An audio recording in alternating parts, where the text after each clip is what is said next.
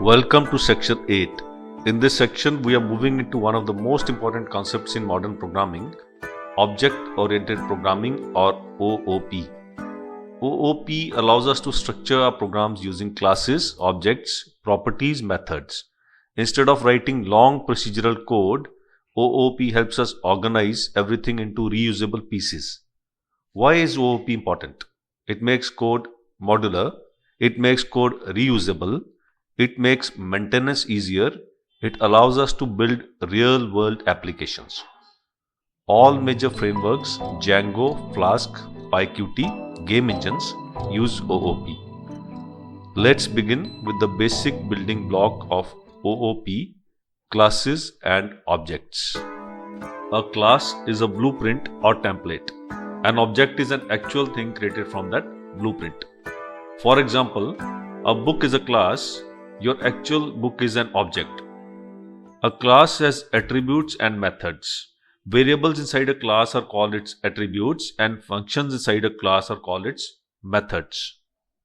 Let's create a simple Python class. Class book, publisher equal to Roxpress. To create an object, we write it like my book equal to book. This object now exists in memory. Attributes can be accessed using a dot. Here we can access and print the publisher attribute. Print mybook.publisher. Objects represent real things and classes describe what those things are. Class constructors. Most objects need to be initialized with some data. For example, when creating a student object, you want to store their name, age and course. Python provides a special method called _init__ called the constructor. For example, class student def init self, name, age, course. Self.name equal to name, self.age equal to age, self.course equal to course. Here we are defining a constructor which is taking in 4 parameters. The first of them is always self, which refers to the object calling the function. The 3 parameters after the self parameter give the 3 values for the class attributes, and we store the values by using the dot operator, self.name equal to name, and so on. Let's create an object of the student class. S1 equal to student Pankaj, 21, elementary Python. Print s1.name, s1.course. The keyword self refers to the current object. It allows each object to hold its own data. Instance and class variables. Python has 2 types of variables inside classes. Instance variables belong to each object individually and are referred to by using the self prefix. For example, self.name, self.age. Each object gets its own copy. Class variables belong to the class and are shared by all objects. For example, class student school equal to programmers hub.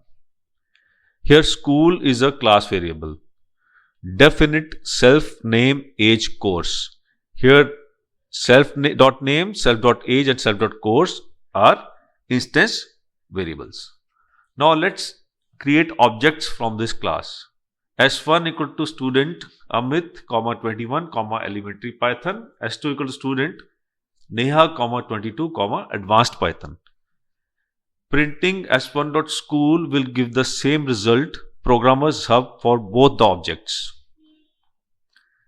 Use instance variables for object-specific data and class variables for shared properties. Class methods.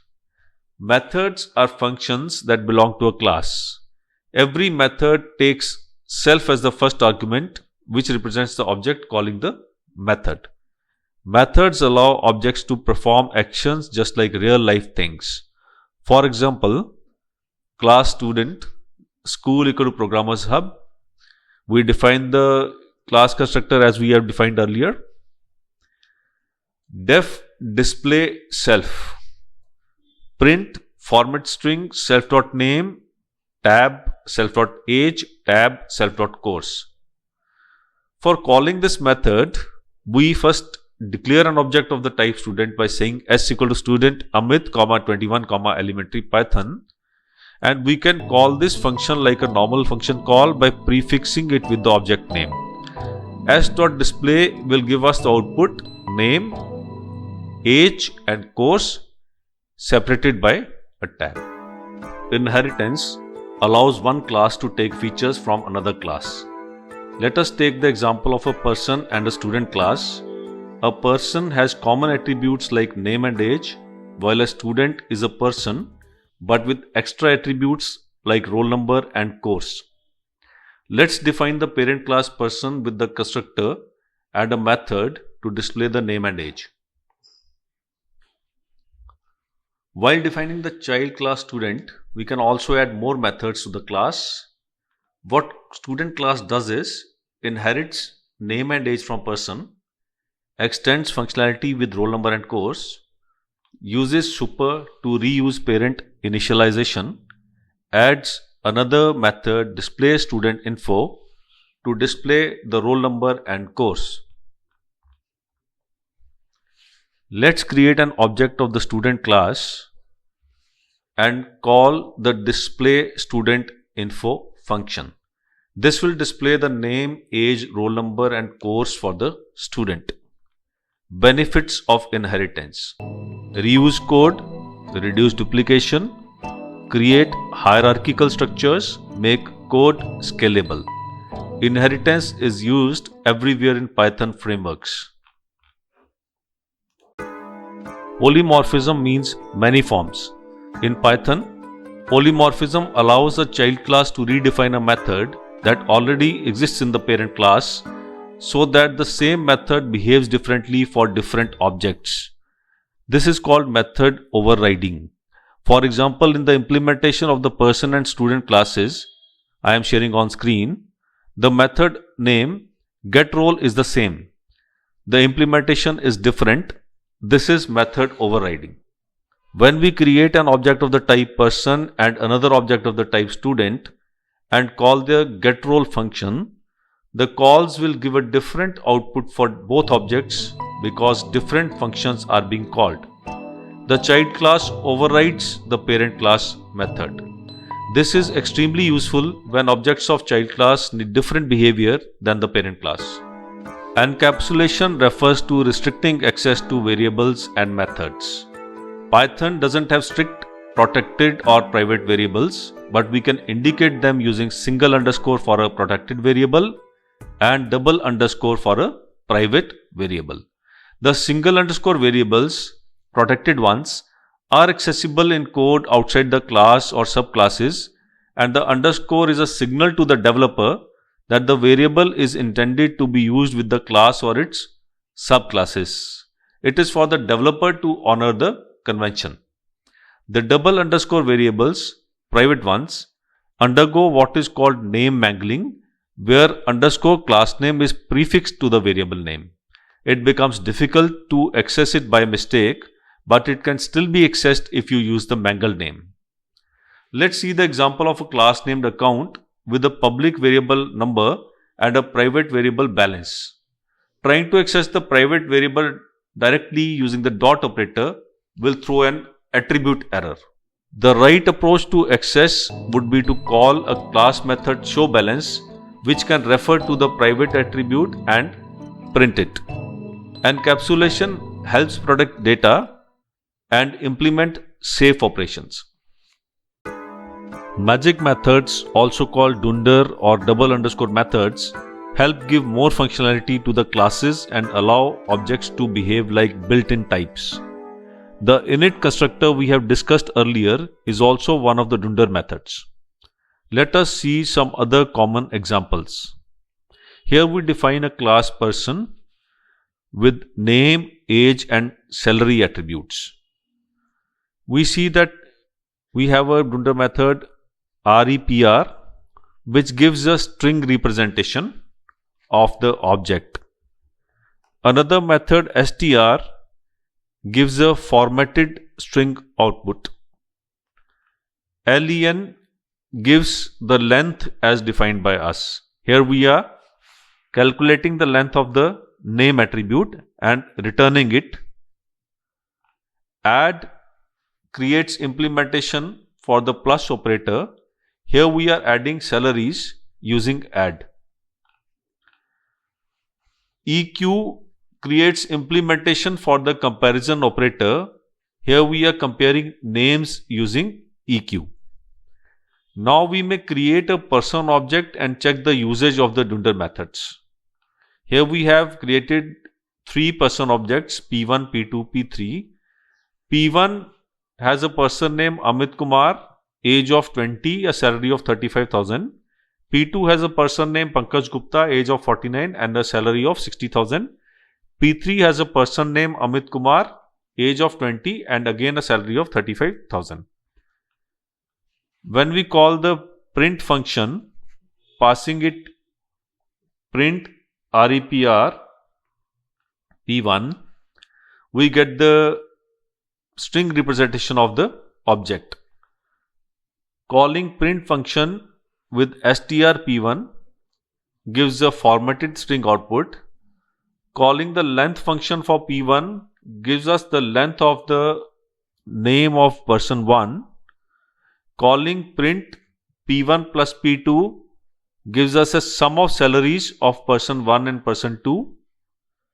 Calling print with the comparison between P1 and P2 gives us a false because here the names do not match. Calling comparison of P1 and P3 gives us a true because names are same. Dunder methods help you customize how objects behave and are extremely useful in advanced projects. Try these exercises. First, create a student class with name, age and marks and a method to display info. Second, create a bank account class with deposit and withdraw methods.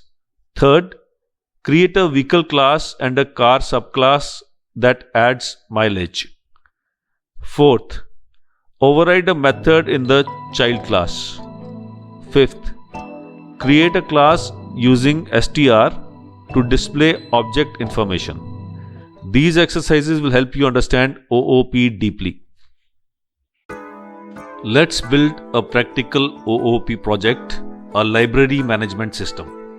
Desired features are add books, display all books, issue books, return books, store everything in objects.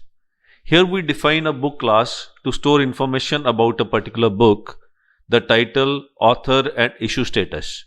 We have the constructor function and the str function defined within the book class. We create another class library which stores a collection of books in a list. The constructor function initializes an empty list for storing the books. The addBook function creates a new book object and appends it to the books list. The showBooks function loops through the books list and displays all the books line by line.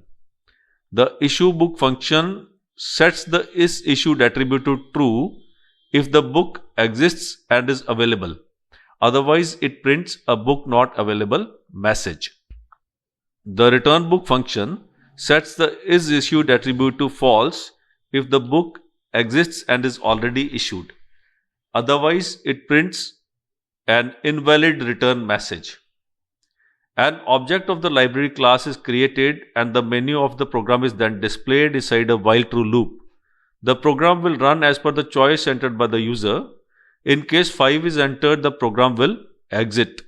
We can choose to add book, show books, issue book, return book.